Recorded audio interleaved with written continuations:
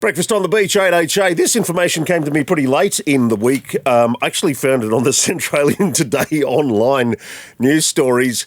One of probably my most favourite and prolific Australian performers over the many years when he came out onto the stage all those decades ago. And what a great name he goes by, Johnny Diesel. I think we can all now connect. And I think by now also in the vein of what I would like to draw parallels with one of the other greatest performers of all time in Prince. You know, we go through name changes, and from Johnny Diesel to Diesel, Mark Lizotte, it's a menagerie of many. But he's on the phone and talk about what an honour and privilege. Thanks. Mark, Diesel, Johnny. Like, which one am I going to call you guys? Well, you know, it can be complicated, but it was really just the one album, and I have to say, that one album was a big album, but it was named after the bass player. His name John Dalzell, who recently sadly passed. But yeah, his name was John Dalzell, and that's where we got the name from. And me being so naive at the age of like 18 or 19, I just didn't think it was going to be such a big deal to call a band after the bass player. You know, I'd only just started singing and being in the middle of the stage. I was in a band before that where we had a singer, frontman, you know, lyricist, songwriter, and, you know, I'd come out of my bedroom. So I was emerging as a songwriter myself, and it was really kind of a hobby band at that point. So it was just, you know, we named the band Johnny Diesel and the Injectors to humour our bass player, John Dalzell. And that's, you know how they say things stick, and it certainly did. And I had a crash course in lessons and attributes of branding, as they call it in the advertising world. So branding really sticks. So yeah, I've only made one album under that name, and I've been Diesel, except for one album that I made for an independent label in the US who were concerned about the clothing brand by the same name. But other than that, I've been Diesel for like 17 albums. So there you go. Mark, I can't begin to tell you that it's probably one of the greatest blessings in disguise. I mean, I know you sort of look at it in that way, and thanks so much for being so upfront and open about it. I'll never stop telling that story. No, and you know, your humility about it is fantastic, because some people want to forget that side of their early beginnings and stuff like that. And I did read about John Dalzell many years ago, and that's where it came. And I just thought that was a brilliant take on the whole thing. It was like, okay, well, we're just going to do a little bit of carte blanche in some poetic license here and go with it and just see how it goes. But it stuck. That was the main thing. No one ever questioned when you spoke about Diesel, right? No, I mean, I guess, you know... What other Diesel was there? A parallel would be when I found out about the Spencer Davis group, you know, I was like, which one's Spencer Davis? Where's the singer? You know, because that was Steve Winwood's band. That's right, and, you know, Spencer Davis, I think, was the bass player. I could be wrong, but yeah, it was Spencer Davis group, and Steve Winwood was singing. So, another one of those kind of faux pas. Chicago, the band Chicago, got their name from the Chicago Transit Authority, which was a bus network in the... Yes. I think they made one record under that. Yeah, that's right. Know. Yeah, they're one of their first ones, I think. CTA. Okay, so we've got that out of the way. Yeah. Don't start asking me about Sandee Beech. I have a theory about names. It's like you can call your band pretty much anything. Anything. You know? And it'll be like, and, you know, but after one hears the music, the name just becomes like secondary. It's like, you know, you associate with the music. Thankfully, that's what our brains do, because, I mean, when you think of some of the names, you know, out there, it's just, they just don't, they're pretty silly on paper, but then you think of the music and it's like, okay, now I know that band. Yeah, well, I was actually just looking online about how the band EMF, remember that band EMF? Yeah. The band EMF, what that actually stands for. Oh, I know what that stands for. Tell me. Yeah.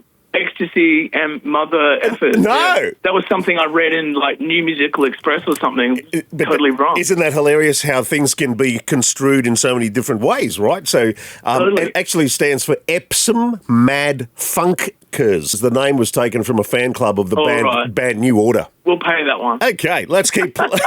We've paid, now it's time to play. Man, it's the Diesel by Request Tour. It's happening tonight at the Alice Springs Araluen Arts Centre. Thank you for remembering us over here, picking up the pieces up off the floor. And let me tell you, when it comes to a soul revival, this man's going to give us just that. We've been kind of washed away, so let's all come together. You're going to get a bit of this now throughout the interview over here. I'm going to let it fly. You're weaving this. You're weaving it. It's called lyrical weaving. Yeah. So he comes to us. Now, to me and to you, may I present, after all that, the one, the only, Johnny Diesel, a proud and absolutely honoured guest on Breakfast on the Beach on 8HA. Dude, why Alice Springs? I mean, I know you're going to all these other parts of Australia. I get it, but we've had rain. Did you bring a canoe? Are you going to bring a canoe? You have no idea. When was the last time you ever came out here? Well, it seems like I only come in like century, rain. But, I don't know. It's one of those things that I think every tour that has popped up where we're going national, I'll drop it in there. We're going to get to Alice Springs. We're doing Darwin, Northern Territory, basically. And it doesn't always equate. It's a little bit out of the way. There's less flights per day, yes, but it's not impossible to get to.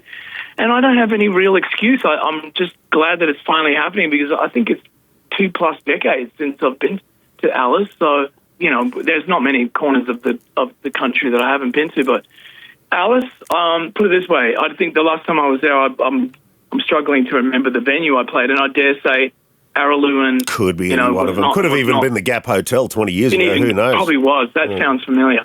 Yeah, I'm really looking forward to playing this theatre because I've had a look at it and it looks perfect for this show. No, it is. It's an absolutely fantastic venue. You couldn't ask for better. It's a very quick blow-in. I mean, I only just discovered about this week, literally reading it off a local news story in one of the local news providers, the Centralian Today Online, and I'm like, wow, Diesel's coming to town. That's sensational. And sorry, I still call you Diesel. That's just me. I'm old school. I'm an old man. So these days. And look, you've already done Gold Coast, you've done Brizzy, you've done Townsville. Ingham, well, goodness me, the Hinchinbrook Shire Hall. How about that? Cairns.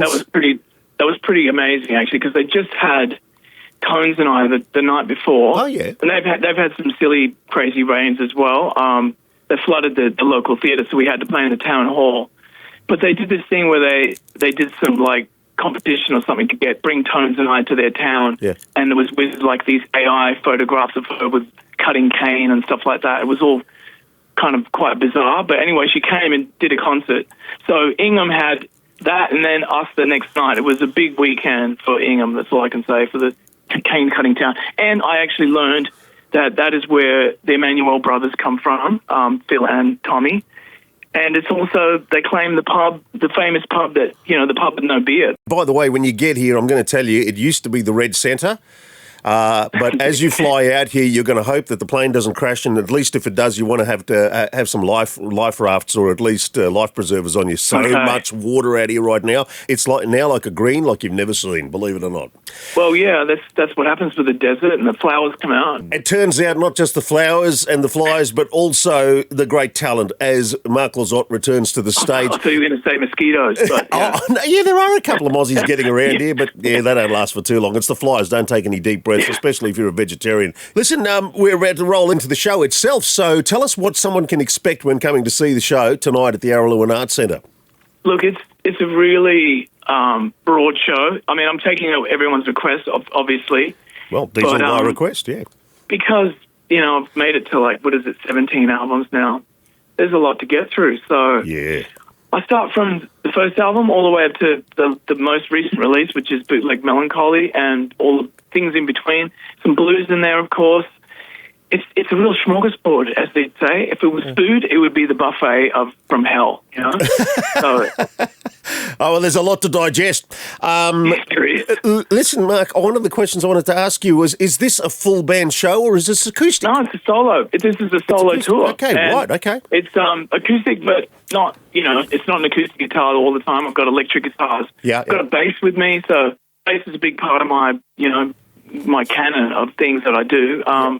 So, yeah, double bass, vocals, guitars, all kinds of things. It's a lot of different sounds you'll hear tonight. Will there be some new stuff that you'd like to try out? Oh, look, I'm always trying new things. So, yeah, you never know. But there's a lot of requests to get through. So there's not much space for, throwing rogue things in. I've got a list of, it's like a Santa's list of all things that people want. So, and I like to grant people what they've asked for. You were born in the US of A. I was, yeah. Whereabouts? I was born in Fall River, Massachusetts, only because that was the closest hospital to where we lived, which was in actually Rhode Island, a tiny little town.